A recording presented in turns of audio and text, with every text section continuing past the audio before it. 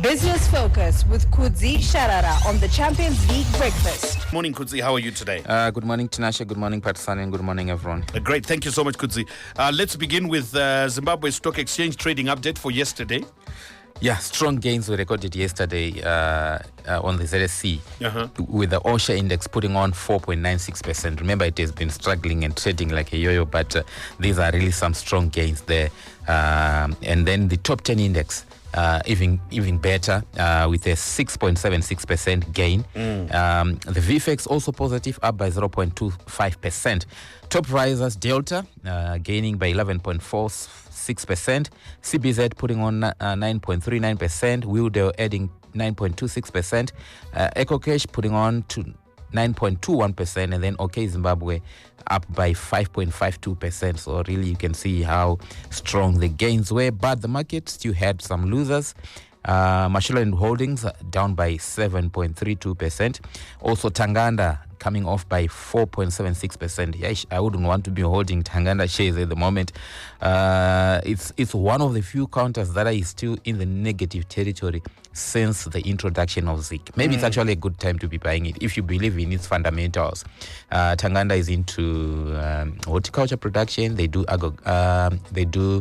avocados, they do macadamia, they do tea, they do also do beverages like water.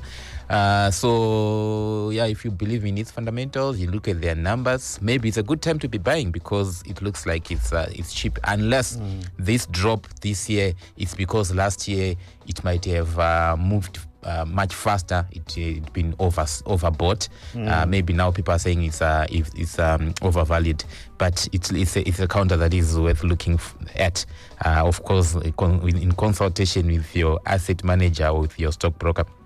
Star Africa also down by 2.77%. Nampec easing by 2.34%, and ZB Financial Holdings down by 2.09%. And by the way, ZB Financial Holdings are the headline sponsor of the Capital Markets High School Quiz competition. Then most of the investors, they're putting their money into Econet, up by 2 million ZIG.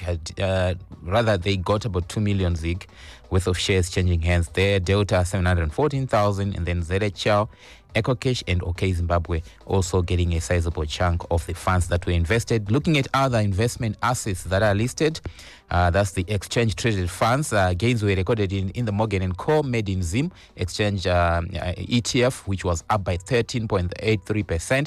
Another Morgan & Co. multi-sector ETF also putting on 15%.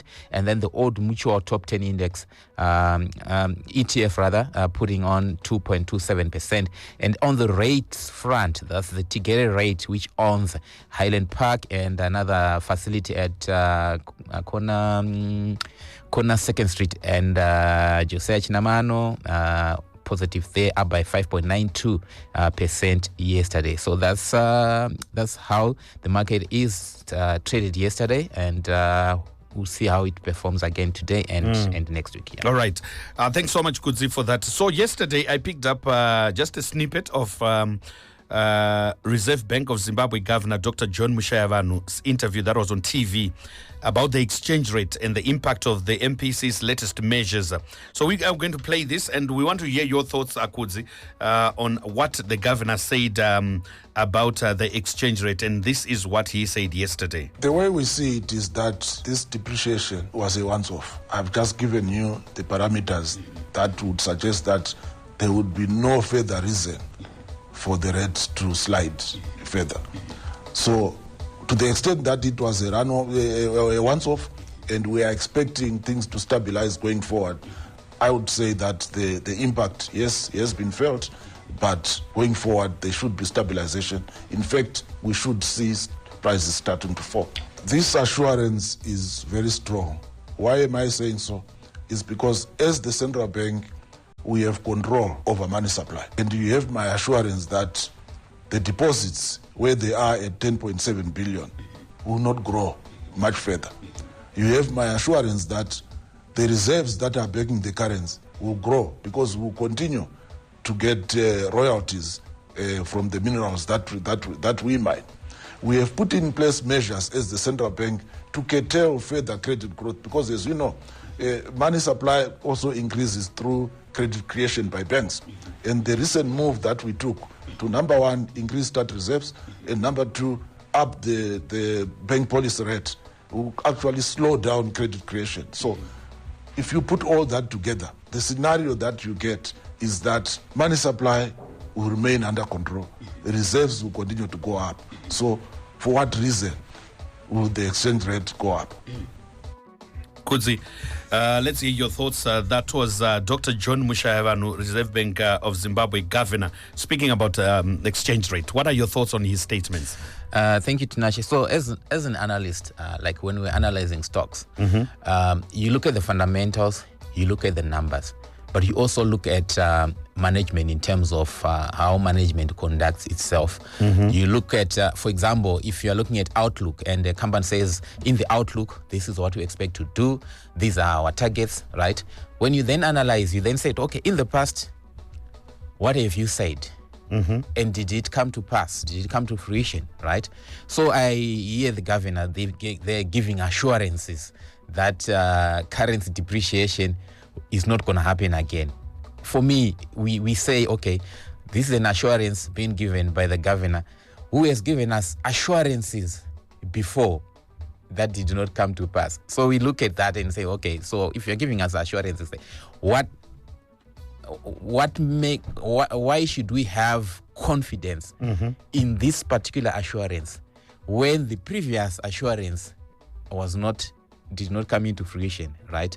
You remember the governor has, when he assumed office in his first presentation, he said certain things that he said will not happen under his watch, and we saw the currency depreciation. And it's interesting. I watched the entire part of that interview, and he said what happened last month. He said it wasn't. You remember, all papers said the ZiG had been devalued by 43%, but the governor said it wasn't a devaluation. He said it was speaking. What happened was just speaking to fundamentals on the ground in terms of the demand that was already there, in terms of what was already manifesting in the parallel market, which for me, I don't think it holds water. Why did we wait for the exchange rate to move from being an official of 14 to a parallel market rate of 25 before? Why didn't the official market respond to what was happening? So for me, yeah, there are a lot of questions that you can ask from what he was assuring us. He assured us again that there are sufficient reserves to back all the deposits in the market. Remember, when we started, we were saying that we had reserves that were three times more than the money in circulation, right? And we saw what happened. The ZiG lost value. Now we are saying, okay, we have got sufficient reserves enough to back the deposits, all the deposits in the market. What assurance is there, and how do we believe assurance is that what happened in August was a once-off thing? Yeah, Kudzi. So how can we have faith in him after all that you have said, Kuti? He said ABC and he did come out, but he still is the serving member, he still is the serving governor. How can we? So what you then need is to make sure that whatever caused the previous mishap, or what he's calling it was a once-off thing, are put in check. For example, he spoke about the issue of controlling money supply growth. And you ask yourself, but we thought when you came in, you said you're going to control money supply growth. Where and how did the rails come off? You need to explain to us, for us to then understand, to know, despite you putting much effort to control money supply, Where did we go wrong? And we all see, you go to, okay, this is the reason why things went out off rail, and now you've put in measures to control that. I know he said that they've one of the reasons why money supply growth was because of the credit creation by banks. But and they're to increase the interest rates, and they're to increase the what they call the reserve ratios, right? Hopefully this is what went off. Maybe there wasn't, the interest rates were not high enough to deter borrowers. Maybe the statutory reserve were not high enough to also prevent credit creation and money supply growth. So yeah. Yeah. So there's a lot with the confidence that he has. What is it that we are supposed to be doing as the general public? I think with the proof of the pudding is in the eating. Tofana ngozvona zvega zvakustabilizer because you know you have said things, strong statements, strong assurances before, and it didn't come to pass. So for now, people will not look at assurances. And vada ungoona munoita iti chiti chikwira, they do thega. Yeah, they do thega. Yes, those are takuda ungoona chete until at least up to December. Then you can say, okay, this is where we are. Remember, the governor said, Paga presented the first monetary policy statement. He said, in future, we will not even waste our time presenting the monetary policy statement. We'll just come and tell you we are doing what we are doing. They do thega. We are continuing with what we are doing. But we all know now he's out there saying, giving us assurances, which means what he said is not what is happening. But we all wish the stability. And funga kuti pane munhu iye anenge atori muroi anoda kuti tirambe tine price and exchange rate instability. We all want stability because it affects us at the end. True that. But on another note, Kudzi, yesterday the Ministry of Agriculture embarked on an operation targeting goods that were imported without import permits. Is that a right move? I think I support them 100%. I support exactly. So yes. So for me, how do you find a tuck shop, a supermarket, or wherever selling goods that are supposed to be, for them to be in the country, they are supposed to have. You must supposed to have been given a permit to import those, right? So now you find those goods that are not, that need an import permit, and you know, as the issuer of the permit, you have not issued such a permit, right? So automatically it speaks to smuggling of goods. Whereas of some of the outlets where they found them are actually formal businesses where they found some of the flour, for example, in this case, which means that these were smuggled. So who is to be blamed for the loophole? Obviously, you could say Zimra, or border controls, whoever is in charge of border control. And it means that's what it means. Exactly. So in that situation, are you going to find the person who has got it, or are you going to deal with the person who is at the entry point? So I think what is going to happen now, these are, for example, with these big shops that had their goods confiscated and who are facing fines. I think someone angona kuti we ashotara kuti nini nayo work permit ishi anditi uziva kuti kuministry kune matsotsi ari kuita se arikubudisa mapermits zvisirizvo anditi, which means ivavo futi vanofanira kuonekwa kuti chii chiri chakaita kuti vaite issue those permits. Iyo ministry isati isina kupa mvumo yekuti mapermits because chitsotsi chiriko everywhere, vanhu vanoita chitsotsi. Saka kuministry ikoko kunenge kwada kuzoitwa investigation, hunge vanhu ava vachabatwa vaine maproducts vataura kuti aya ini ndinayo permit. Remember vaive vakabatwa vanga vaine mapassports akatoissue mapassports anditi elsewhere. Vakatonge vainawo mapassport apa vazi maZimbabwe anditi, which means kuti kunenge kuine horo wanga waitika kusera nditi makadiko paramba wakangotarisa munhu apa komishari vatromash takazvarirwa kwamutoko but so apa paitwa basa because vakaissue vacho vanenge vasungwa on the passport issue. Oh yeah. So even with this one, we need to get to the bottom of it to say because zvinongopinda zvakadaro and it should you know, kana paine mutemo unotorambidza chimwe chinhu kuti chiitwe. As long as pane mutemo, there is no need. I saw some people were saying why are you raiding them and stuff like that, but mutemo iri kuchyorwa bit by bit. You see, pane mitemo yekuti government and the enforcing law enforcers anditi vanenge vachisiya tumwe tunhu vachiti hatumamaina and then isusu totanga kufunga kuti zviri normal. You understand? Yes, true. Tototanga kutozviona kunge zviri normal zvoti patinozozvirambidzwa toita kuti aiwa mazviitire handiti but these things zvirimo muma-laws and regulations. Any idea of the type of products that the Minister of Agriculture is talking about that they've picked up kuti aya ari kunyanya kupinda asina mapermits? So avakatageta at the moment nde inonzi chi iflower ndo yandakaona nezuro yaitenderera but vanotaura kuti all agriculture related let me just go to the all agriculture related products that require a permit vari kumatarisa kuti akapinda sei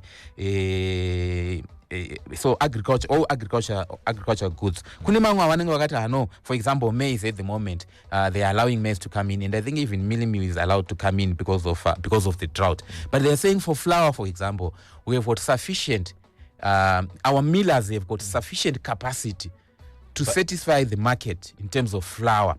So if we are not giving out Zimbabwe. So we are not giving out any imports because we believe the millers who are here can adequately supply the market. So this was a joint operation between ZRP, Minister of Industry and Commerce, and then the Minister of Agriculture. But I don't know what in the our local flour is top quality. But price ya nayo ne price ya vakunze kwenyika inenge mshope yakachipa zvakatosiyana kuti. Yeah, ipapapo it comes back to the cost of doing business. I was watching another clip where Professor Mtuli Nuba was saying that we need to address the cost of doing business so that things are produced cheaper. Remember, so for flour in Yemunomu, in other markets, which is something up, especially in the agriculture sector, kune dzimwe nyika vanosoto subsidize farmers. And they are subsidized in terms of them to produce. Here I think tukuita inonzi reverse jive. Trukupa farmers incentive in form of higher price ye wheat and in form of higher price ye wheat so that they can produce but it's across the value chain because kana takuirima munomu it means takutoemploya vanhu vanoirima and tozoigaya anditi zvamunogara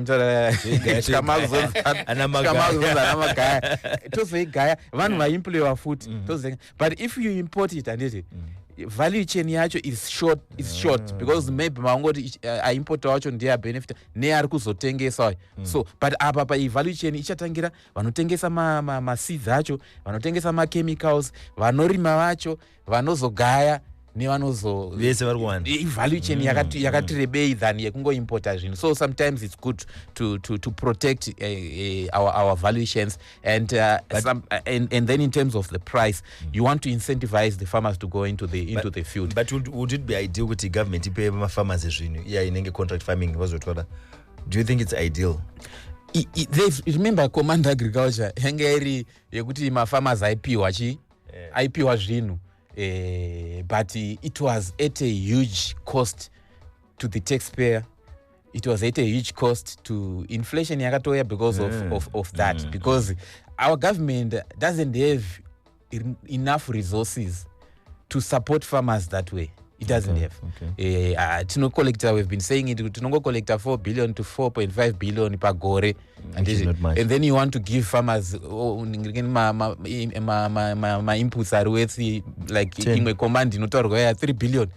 You mean a budget 4 billion? It doesn't work. So we don't have, unfortunately, that's no support from those multinational lenders because they can give us that balance of support. My loans are cheaper and All right, Kuds would have wanted to continue, but our time is up. Just the main headline story of the Business Weekly for today. Quickly. The main headline in the Business Weekly is an analytical piece where they are saying the ZIG has caused a crash in incomes, consumer spending, and business is also feeling the pinch because of that devaluation.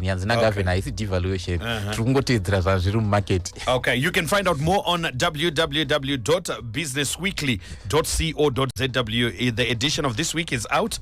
Go and read for yourself. Thank you for Business Focus for today.